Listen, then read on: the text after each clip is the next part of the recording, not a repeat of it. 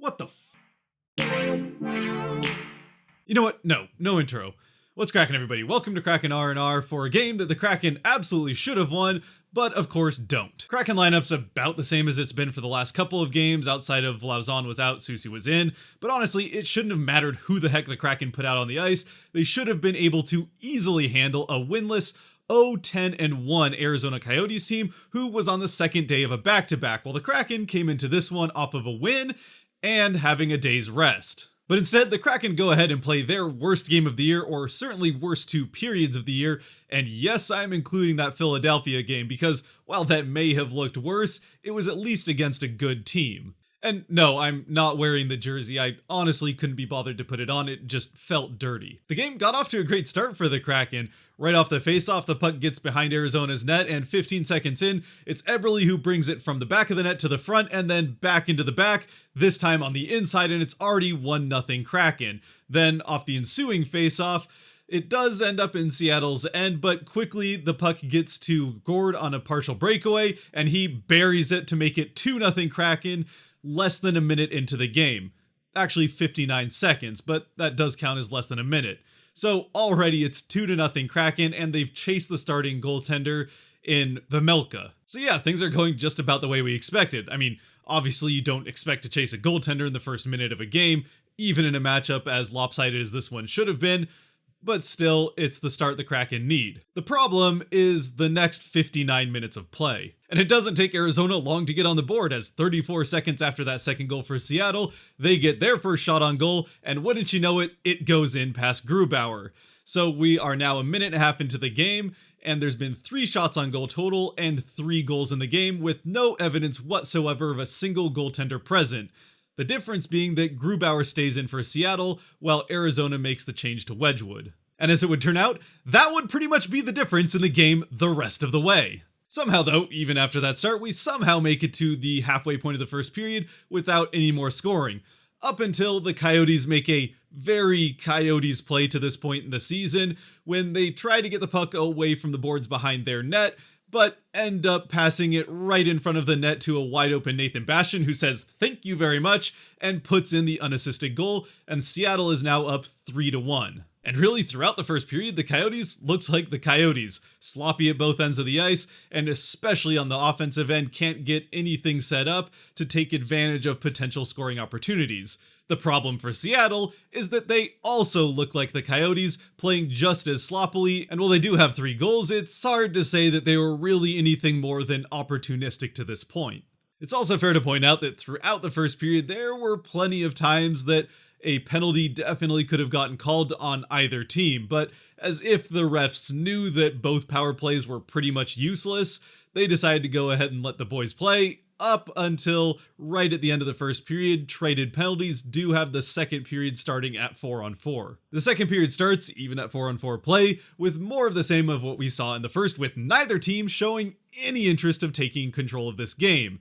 But as 4-on-4 play ends and we get back to 5-on-5, Arizona does get the puck behind Seattle's net, and then a pass goes to the middle to a wide open Boyd with no one anywhere near him, and he beats Grubauer to bring Arizona within 1. It's 3-2. Following this goal, at least for a little bit, Arizona is able to, for the first time this game for either team, able to capture some momentum and continue to pile on pressure, getting more shots off on net, but Grubauer actually does his job for this little window of time at the very least. Finally though, about halfway through the second period, Seattle is able to turn that momentum back into their direction and wake up for the first time in the game, starting to look more like that team that we've seen in second periods of the previous few games. They're able to consistently get into the offensive zone, get set up, create pressure, and sustain that pressure for longer periods of time, even over a couple of different shifts, getting a number of shots and scoring chances off on net, but Wedgwood is up to the task, as he is definitely doing his job in net with a couple of pretty spectacular saves. But all this pressure and all those shots don't lead to any goals, as Arizona does do a good job defensively of keeping Seattle to the outside, and Wedgwood does a good job of limiting rebounds that really prevent Seattle from any high danger scoring chances. What it does all lead to though is the first Seattle power play of the night, and while it's not news to anybody that this power play has been absolutely terrible really since that Nashville game at the beginning of the season, The good news for them is that Arizona's penalty kill is the worst in the NHL, so one of these things has to give. But while Arizona really doesn't even bother challenging Seattle, allowing them to pass the puck at will around the perimeter and control the offensive zone for the vast majority of the power play, they do limit those shots to the outside, and once again, rebounds don't find Seattle sticks, and for the 20th time in a row, the Seattle power play is killed off successfully by the opposing team. Yup, 20 times in a row. Really starts to make you wonder if they can't just decline penalties and stay at 5-on-5. My goodness, they're bad. Both teams get more great scoring opportunities in the waning minutes of the second, but we do get to the third with the score still 3-2 Seattle. And then at the start of the third, less than a minute in, with a 1-goal lead against a 0-10-1 team, the puck gets behind Seattle's net and then finds its way out and right into the open, where a wide open Kraus has a free shot down the middle and he beats Grubauer to tie up the game. Now, I know that sounds a lot like what I said happened with the Boyd goal, but I did get those mixed up. The Boyd one was actually a nice crossing pass as Boyd got lost in the defense and was just sitting next to the goal cherry picking. That one was kind of hard for Grubauer to do much about, but this one, he absolutely just gets beaten on. Shortly after the game tying goal, Grubauer does have to make a couple of pretty decent saves to prevent Arizona from going up 4-3 early on in the third, but Seattle does again wake up a couple minutes into the period and captures the momentum that they would honestly keep right up until the end of the third. But do you know what things like momentum, puck possession, shots on goal, and offensive zone pressure mean if a goalie is on his game like Wedgwood was especially late in this one? Absolutely nothing if you don't score any goals, like Seattle doesn't.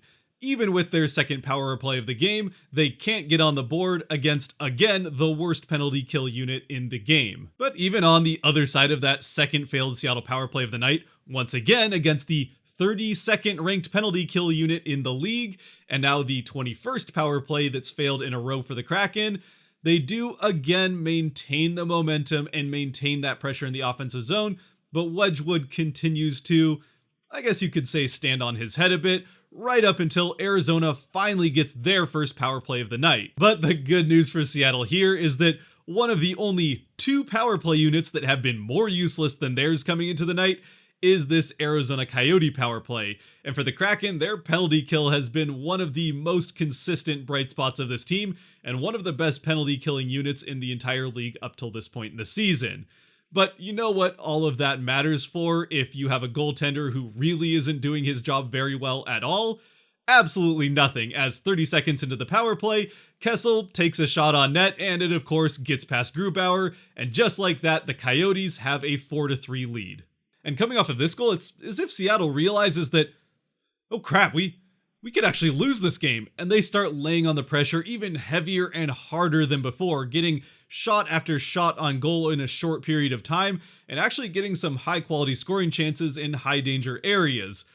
But once again, Wedgwood makes a couple of more pretty incredible saves to keep Seattle off of the board, and then with a couple of minutes left, it's as if they were almost resigned to losing 4-3, really not able to get back into the offensive zone and create that pressure.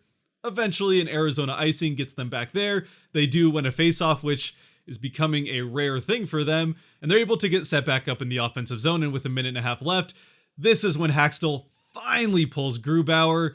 It really, to me, probably took him too long to make that decision, but it really doesn't end up mattering, as before the sixth man can even get into the play, Gio takes a slap shot from the point, and it finds the back of the net, and it's 4-4. The captain has saved us from an embarrassing loss to the Coyotes.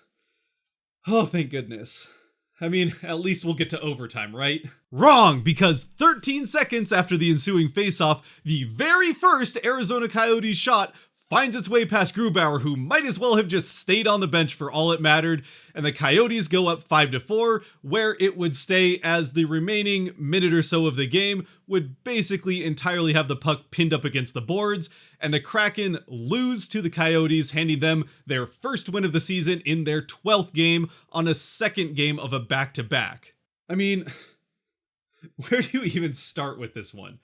Obviously, the Kraken power play continues to be useless as they fail 2 more times tonight against the worst penalty kill unit in the league, which, while I have said that a number of times already to this point in the video, I think it bears mentioning considering this is definitely a unit that with 2 opportunities, you should probably be able to score 1, especially considering that for both of those opportunities, they were basically inviting you to take shots for free on goal. And then with the Arizona power play, how do you let them score with 1 opportunity? Now, the penalty kill, I don't know how much this is really on the penalty kill unit. This is a penalty kill unit that has once again been stepping up for this team over and over again throughout the start of this season. And the shot that they allowed, well, Kessel really isn't the guy that you want to have wide open shots on a power play, is one that Grubauer absolutely has to have, as he left way too much wide open net for Kessel to shoot at. But even while you could say that that 1 goal difference that special teams ends up making this game was the deciding factor, I think it has a lot more to do with how the Kraken came out and played in that first period, maybe even period and a half to 2 periods of the game. The third period, they did pretty much control play for the vast majority of the time, and the 2 goals that go in, you can pretty much put on Grubauer. Now, sure, both of the even strength goals that the Kraken allowed in the third period did also come off of complete defensive breakdowns, but you've got to get a save from Grubauer at some point, especially with a 1 goal lead or in a tie game in a third period, and 3 times in that third period, he failed them. Meanwhile, at the other end, the Kraken got more than enough opportunities to score multiple goals in this third period, but Wedgwood actually looked like he wanted to come away with the win. To Arizona's credit, they came into this one with a clear game plan that obviously ended up working, and that was to just out-physical Seattle and try and shut down that speed game that has allowed them to get on breakaways and create those opportunities in the offensive end with a strong forecheck. Arizona, though, massively out-hits the Kraken in this game, which is not something we've seen a lot from the Kraken so far to this point in the season. 45 hits to 26. And maybe it was just because Seattle was caught off guard by that physical play from the Coyotes that caused them to play so incredibly sloppy for the first period and a half to even 2 periods of this game that ultimately probably is the deciding factor. Now, yes, Grubauer is absolutely probably the main deciding factor in this game and his worst game of the season, but the way that the Kraken played offensively, especially in the first period, is nothing short of inexcusable, especially against this Coyotes team, and especially when they're on the second game of a back-to-back. Again, I've said that a few times, but again, it's worth mentioning. Honestly, I don't even know what else to say about this game. After that 5th goal went in, somehow in my extremely frustrated state to say the very least, I managed to accidentally delete my notes for the entire game up to that point, which, while it did add to my frustration in the moment, I think I'm glad that they're gone forever because I would really love to forget this game forever. Unfortunately, I don't think that's going to happen, as this is one of those embarrassing losses that does stick with you. For the Kraken as a team, hopefully they can get this one put behind them and with 2 days rest, come back in Vegas on Tuesday and look like a competitive NHL team, which, considering the opponent tonight, they really didn't do, because if they play like they did against Arizona, that one's going to get real ugly in a hurry. And if they can come away with a win in that one, then maybe we can start talking about them again as a team that could claw their way back into a playoff race down the road. But after a loss like this against a team like that seems pretty far-fetched to say the least, even with it being early on in the season. And as far as that power play is concerned for the Kraken, by the way, with Arizona having scored on their lone power play tonight and Vegas getting their first 2 power play goals of the season, it is now officially the worst power play in the NHL. So at least they're the best at something. Unfortunately, that is not scoring on the power play. As a final thought, when it comes to Grubauer, who will be in the spotlight after this one, as he very much should be after the way he played, while he hasn't consistently for the Kraken been the goaltender that he was last year for Colorado, I maintain that he really hasn't been the issue up until tonight. Tonight, however, he absolutely, no way around it, was the difference in this game and the reason that the Kraken lost it. Again, sure, there were plenty of other aspects of the Kraken game that absolutely need to be better going forward. But if Grubauer can just make a couple of saves that he is more than capable of making in this one, the Kraken survive a still ugly game, but they come out with a win that they definitely should have had. So for those of you who have been quicker to jump on Grubauer earlier on in the season, well, I may not agree with you up until this game. When it comes to this one, feel free to absolutely unload. I'm not going to get in your way, much like he was not in the way of very many pucks in this game. With that, if you have made it to this point, first off, congratulations, and also, thank you very much. While there was nothing to like or enjoy in any way about this game for the Kraken, there still are buttons below that I would appreciate you using as they help out the channel. The comment section is also down there for all of you to vent away, as all of us Kraken fans absolutely need it after this one. Otherwise, until next time, stay safe out there, be good to each other, and go Firebirds, I guess.